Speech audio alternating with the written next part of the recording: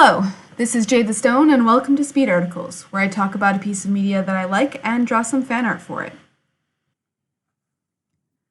As you've probably noticed from my first few reviews, most of my artwork and writings usually involve cartoons.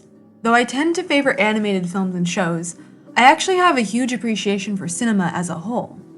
I just don't know as much about live-action media or its actors as I do animated ones, and I feel more confident talking about the things that I am more knowledgeable about.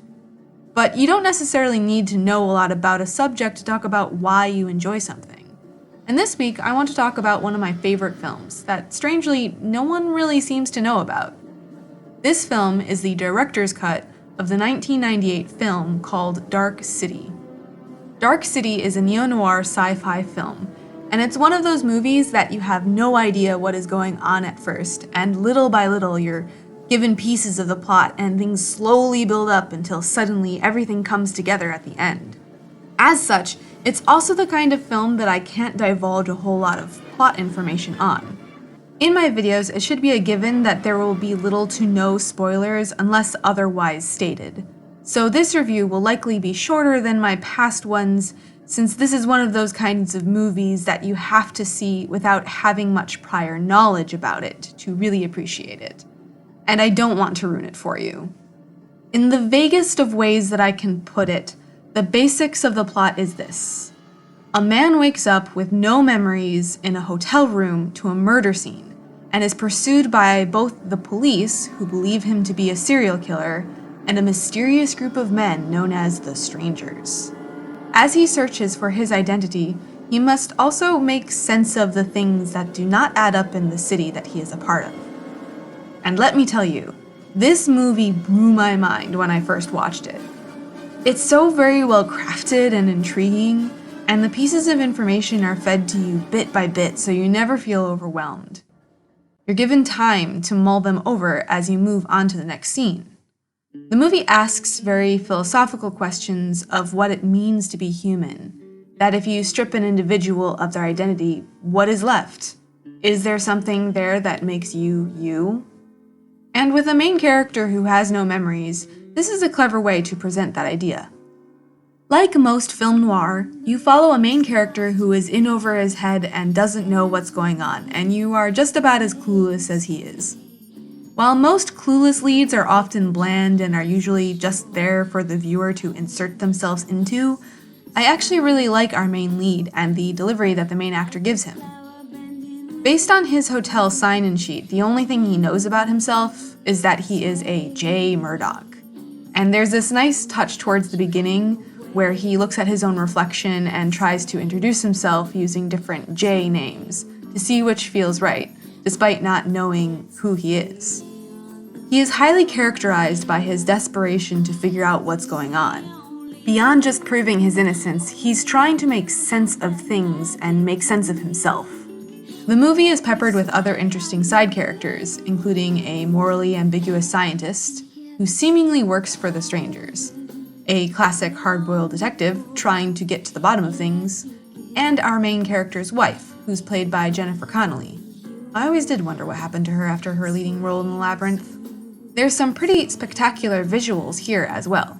The movie is very aptly named Dark City for both the tone and the atmosphere, with stark shadows covering everything. The entire world seems to be almost bathed in a sickly sepia tone for much of the film, which fits its grimy 1940s and 50s detective narrative. A lot of the effects are done practically, with clever use of sets or models, and a very minimal use of CGI. So even 20 plus years after it was created, it still looks good. Everything about the film seems to be pieced together so well, so what gets me is why does no one seem to know about it? Or if they do, then why isn't it talked about? It was directed by Alex Proyas, creator of The Crow, which I know a lot of people do talk about, and ironically, it's that film that I haven't seen. I don't know it, but apparently it was a big deal, and so was the director.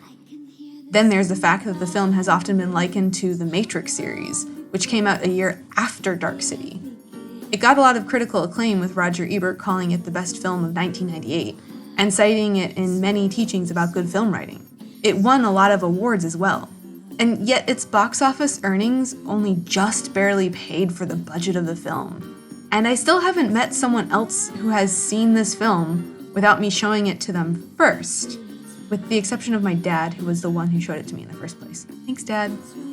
There are a few reasons why I think this might be the case. The main one being that the film that was released to theaters was not the one that the director had originally created, and it is why I specifically stated that the director's cut is one of my favorite films. Apparently, the studio was concerned that the movie would be too difficult for the audience to understand, and so to appeal to the lowest common denominator, they took out a good 15 minutes from the film, and also added an opening narration that essentially explains the plot and gives everything away. I'm left thinking, how could they do that?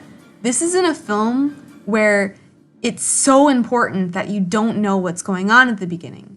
Part of the art of this film is that the narrative is so expertly crafted in a way that you slowly learn what is going on. An opening narration absolutely ruins this effect. I feel that this largely contributed to the mismatch in critical and audience response when it came out. Another possible reason why it isn't currently talked about is that it was likely overshadowed by the powerhouse that was The Matrix, which did some similar things and even apparently used the same sets a year later. The Matrix is also a lot more action-oriented, flashy, and memeable, which probably allowed it to stay longer in the public conscience. I personally like Dark City much better than The Matrix, and I think they're actually fairly different films, but I digress. Though maybe the studio was also a bit correct. This film is kind of difficult to bite into at the beginning, especially if you're not the type of person who is into gritty, philosophical pieces about the essence of what makes people human. But I do. A lot. And I like this film a lot. I don't know if it's the best thing out there, but it's a really fascinating and well put together piece of cinema. And it certainly deserves much more attention than it is getting. I would love to discuss it further, but this is one of those films where it's up to you to go check it out and delve deeper into its mysteries for yourself. So, review aside, someone asked me to talk about the art in my speed articles, and I haven't in the past because I honestly don't have much to say about that, and I'd rather talk about the piece of media that I am drawing the fan art for. But there's this neat effect in the film where Murdoch's eyes reflect light in a certain way that makes it almost seem as if they glow this cool silver color. I'm not sure if it's entirely purposeful since it usually only occurs for a second or two from certain angles, so it might be a happy coincidence from the trick of light, but I really like it either way. It gives him this feeling of otherness, which fits his lack of sense of place in the setting. I tried to emulate that here, along with his intense stare that he seems to carry throughout the film.